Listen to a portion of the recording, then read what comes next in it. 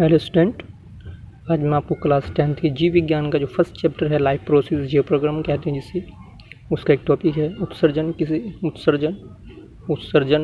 किसे कहते हैं, इसके बारे में बताऊंगा। ठीक है, वो जो मनुष्य का मुख्य उत्सर्जन क्या होता है और उसके क्या कार्य हैं। ठीक है, तो बताऊंगा। देखते हैं उत्सर्जन किसे कहते हैं कि वह प्रक्रिया जिसके द्वारा नाइट्रोजन युक्त अपशिष्ट पदार्थों को शरीर से बाहर निकाला जाता है उत्सर्जन कहलाती है। यानी कि वह प्रक्रिया जिसके द्वारा नाइट्रोजन युक्त अपशिष्ट पदार्थों को शरीर से बाहर निकाला जाता है उसे क्या कहते हैं, उत्सर्जन कहते हैं।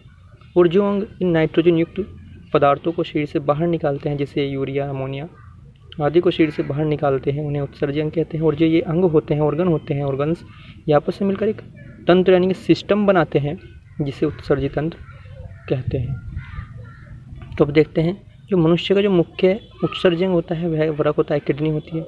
वह इसके साथ साथ मूत्रवाहिनी, यूरेटर्स, मूत्राशय, यूरिनरी ब्लैडर्स, वह मूत्रमार्ग जिसे यूरेथ्रा कहते हैं, यह सहायक अंग होते हैं। और मुख्य अंग कौन सा होता है, वरक यानी कि किडनी। तो देखते हैं, जो हम देख रहे हैं ये क्या है, मानव का उत्सर्जित तंत्र है। ठीक है ना, इसमें दो वरक होते हैं, दो किडनी होती है, दायां वरक और बायां वरक। ठीक है ना, इसके दोनों के ऊपर एक ग्रंथि होती है टोपी के आकार की, उसे अधिवृक्क ग्रंथि, एड्रेनल ग्रंथि कहते हैं। और ये मूत्रवाहिनी होती है जो दोनों गुर्दे से यानी कि दोनों किडनी से बाहर निकलती है।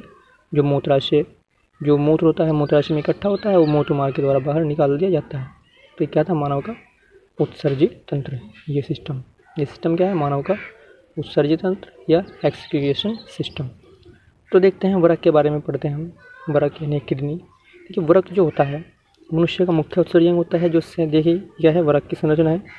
वरक जो होता है मनुष्य का मुख्य उत्सर्जी अंग होता है, जो सैम के बीज का आकार का होता है। यानी कि जो सैम जो होता है उसके बीज का आकार का होता है, और यह गहरे भूरे लाल रंग का होता है। ठीक है ना, और जो कहाँ पर आता है, उदर गुहा में स्थित होता है। उदर गुहा में कशेरुकदंड जो होती है हमारी, उसके दोनों ओर स्थित होता है। प्रत्येक वरक 10 सेंटीमीटर लंबा, इसकी लंबाई 10 सेंटीमीटर होती है, और जो चौड़ाई होती है 2 से 5 सेंटीमीटर होती है। इनका भार लगभग 120 यानी कि जो इसका वजन होता है 120 से 170 ग्राम होता है। प्रत्येक वरक की भीतरी सतह का भाग धंसा हुआ होता है। ठीक है भाई, जो प्रत्येक वरक होता है इसका भीतरी भाग धंसा हुआ होता है। क्या है, ये धंसा हुआ भाग है, जिसे हाइलम बोलते हैं। हाइलम से एक नलिका निकलती, हाइलम कहते हैं, और हाइलम से एक नलिका निकलती है जिसे मूत्र नलिका कहते हैं। बायां वरक जो होता है, देखिए जो बायां वरक जो होता है, इसमें देखते हैं इसके सिस्टम उत्सर्जन तंत्र में वो दाएं वरक की अपेक्षा थोड़ा बड़ा होता है। और बायां वरक और दायां वरक इनके ऊपर टोपी के आकार की क्या होती है, अधिवृक्क ग्रंथि होती है, जिसे एड्रेनल ग्रंथि भी कहते हैं। तो ये क्या थी, वरक की संरचना।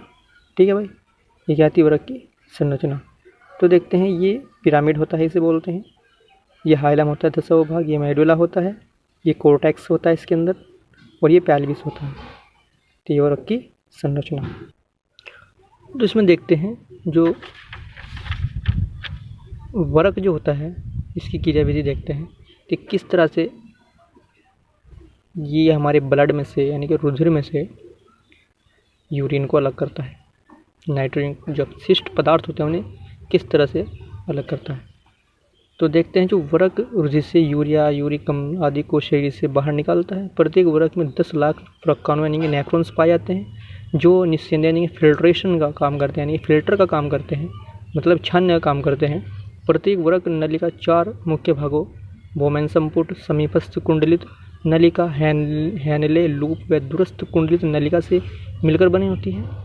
जो वरक नलिका होती है ये 4 भागों से मिलकर बनती है। नंबर 1 होता है बोमेन संपुट, नंबर 2 समीपस्थ कुंडलित नलिका, नंबर 3 क्या होता है, हैनले लूप, व नंबर 4 होता है दूरस्थ कुंडलित नलिका।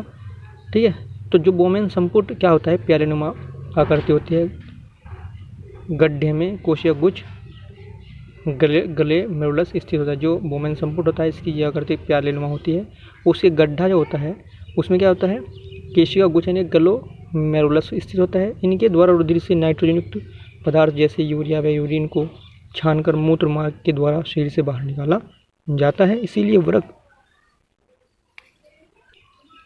इसलिए जो वृक्काणु यानी कि नेफ्रॉन्स होते हैं उन्हें वृक्क की संरचनात्मक यानी कि स्ट्रक्चरल एंड क्रियात्मक फंक्शनल यूनिट्स कहते हैं।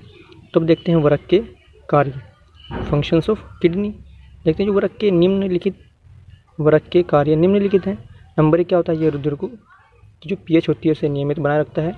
ठीक है, क्योंकि जो यूरिन होता है वह अम्लीय होता है, अक्षारीय होता है, यूरिक अम्ल वो अम्लीय होता है, और जो हमारा रुधिर होता है उसकी पीएच होती है 7.4 होती है, जिसके कारण ये अक्षारीय होता है। तो ये जो रुधिर होता है उसकी पीएच को नियमित बनाए रखता है। और जो रुधिर से नंबर 2, रुधिर से अनावश्यक व विषैले पदार्थों को छानकर यह बाहर निकालता है। यह शरीर के अंतः कोशिकीय द्रव्य बाह्य कोशिकीय द्रव्य के बीच क्या करता है, संतुलन बनाए रखने में सहायता करता है। इसीलिए इसे प्राशन नियंत्रण कहते हैं। यह धमनी के जो रक्तदाब होता है, ब्लड प्रेशर होता है, को नियमित करता है। ये था उत्सर्जन के बारे में और मनुष्य के मुख्य उत्सर्जी अंग यानी कि वृक्क के बारे में, उसकी क्रियाविधि के बारे में और वृक्क के कार्य।